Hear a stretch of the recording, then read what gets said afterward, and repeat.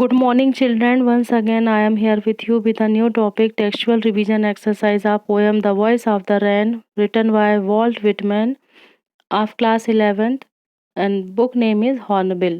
आपकी कक्षा 11वीं की थर्ड पोएम की आज हम रिवीजन एक्सरसाइज करने जा रहे हैं.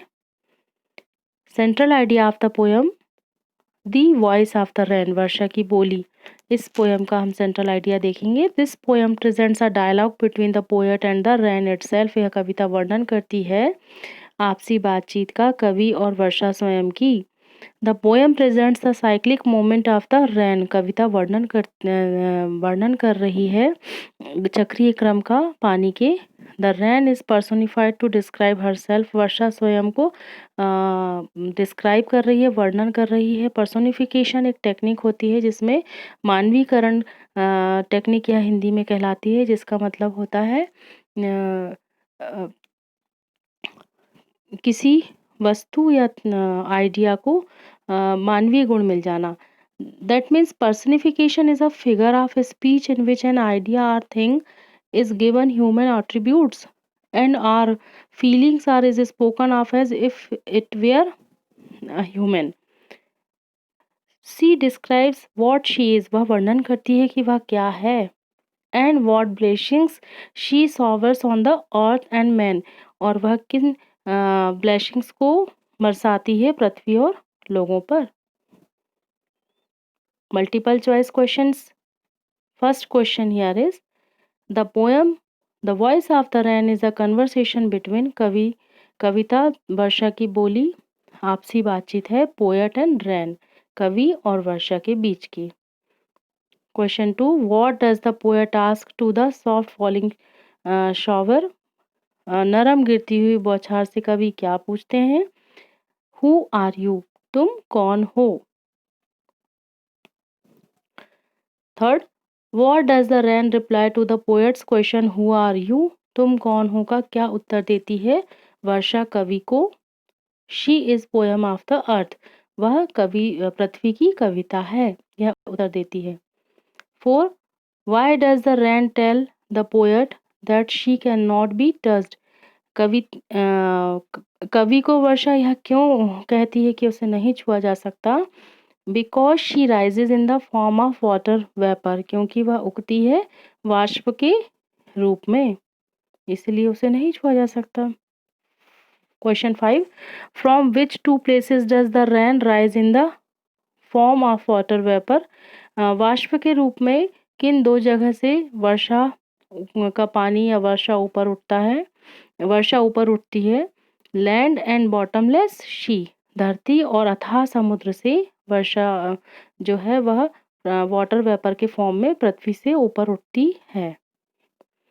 Question 6 what happens to the earth when the rain falls back on the surface of the earth. क्या होता है पृथ्वी पर जब वर्षा नीचे गिरती है पृथ्वी की सतह पर. It beautifies and purifies the earth.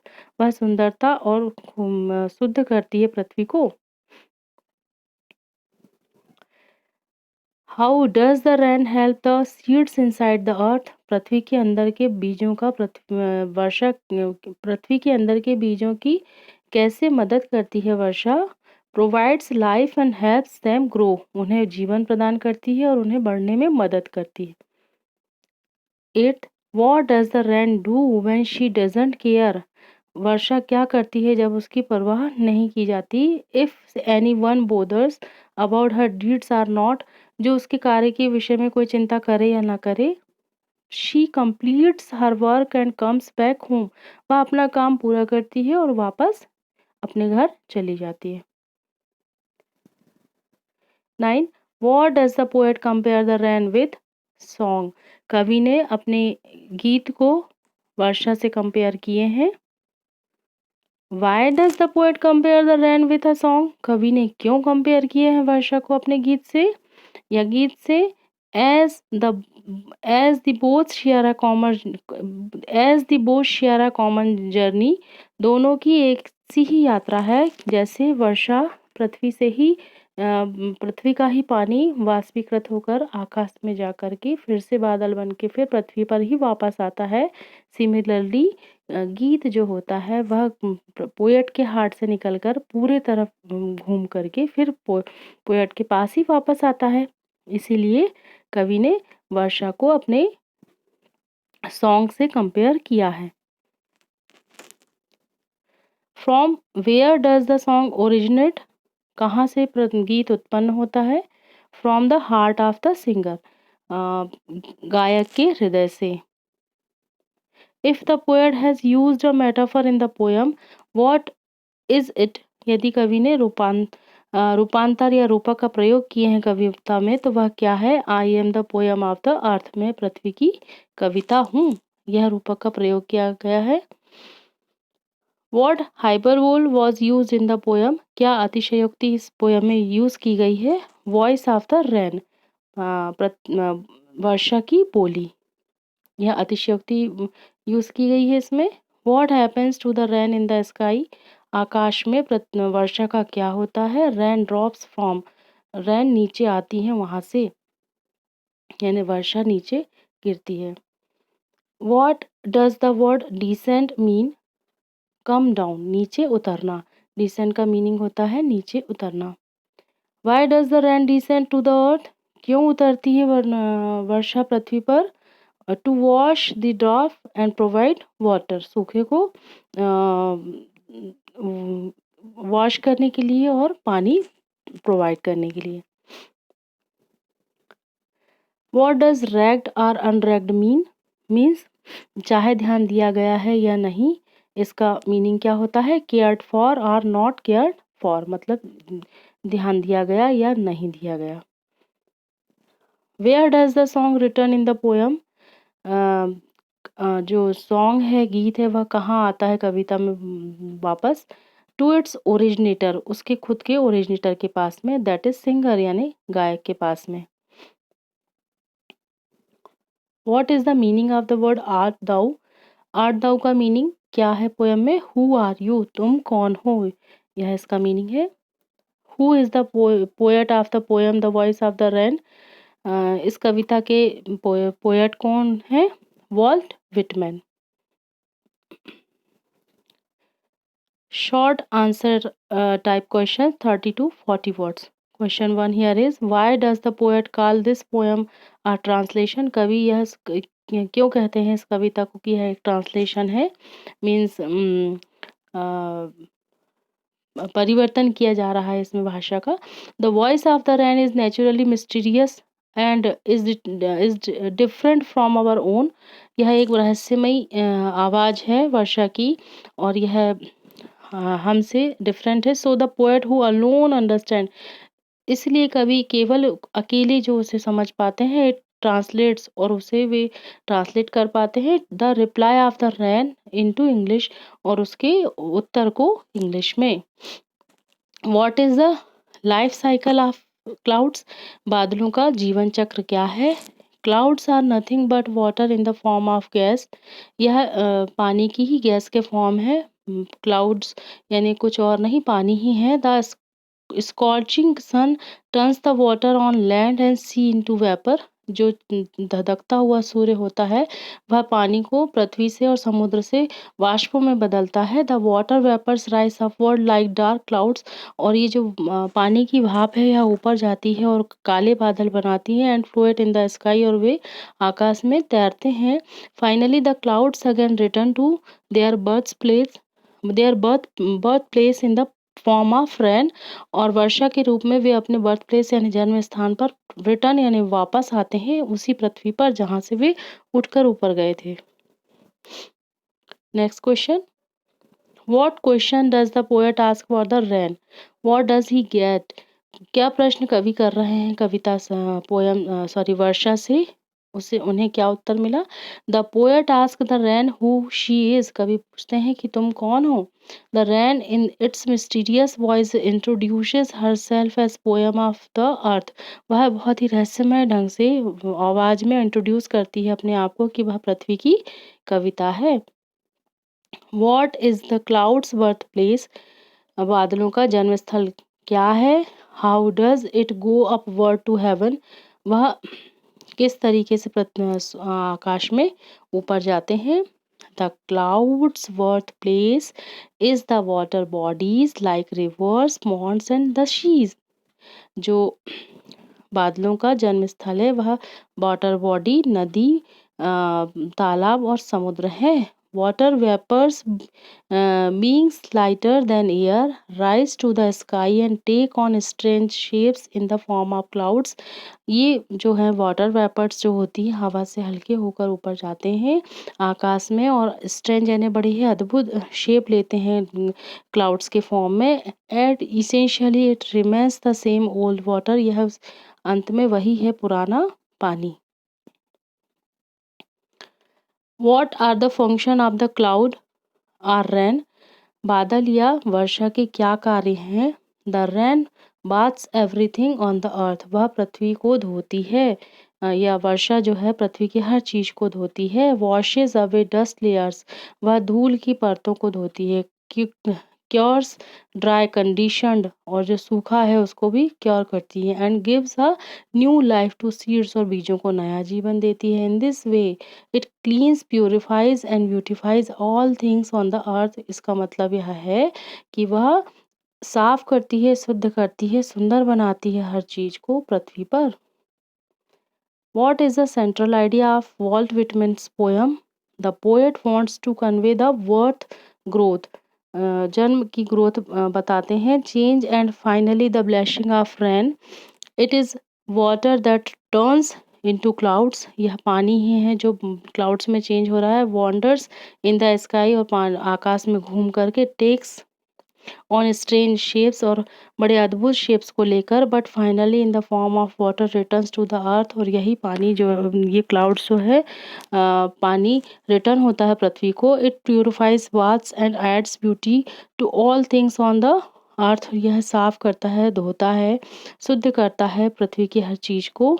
Rain does its duty unmindful of any recognition, वो किसी भी पहचान के बगैर वह अपनी बेपरवाही से अपने कार्य को करती है। Human being should learn a lesson from this, मानवीय लोगों को इस बात से शिक्षा लेनी चाहिए। And make effort to preserve the earth, और पृथ्वी को संरक्षित करने के प्रयास करने चाहिए। Think it out.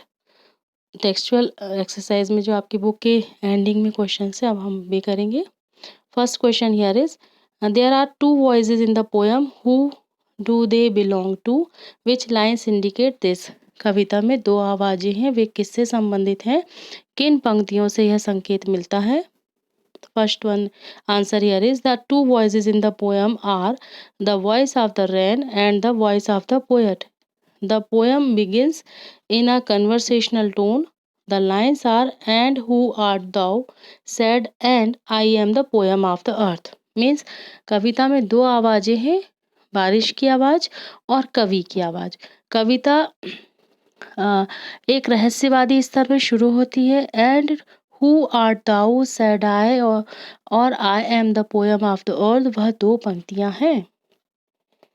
Question 2 what does the fresh strange to tell mean, वाक्यांश में स्ट्रेंज टू टेल मीन का क्या स्ट्रेंज टू टेल का क्या मतलब है। The fresh means that is an unusual and extraordinary answer given by the rain drops to the poet who asked who it was. वाक्यांश strange to tell का अर्थ है कि बारिश की बूंदों द्वारा दिया गया उत्तर असामान्य और असाधारण है, जब कवि ने पूछा था कि वह कौन थी। Next question There is a parallel drawn between rain and music. Which words indicate this? Explain the similarity between the two. मतलब बारिश और संगीत के बीच में एक समांतर रेखा है, कौन से शब्द इसे इंगित करते हैं, दोनों के बीच समानता की व्याख्या करना है। The words are I am the poem of the earth, for song issuing from its birthplace, after fulfillment wandering, ragged or unragged, duly with love returns, they both return to the place of their origin after fulfilling their task.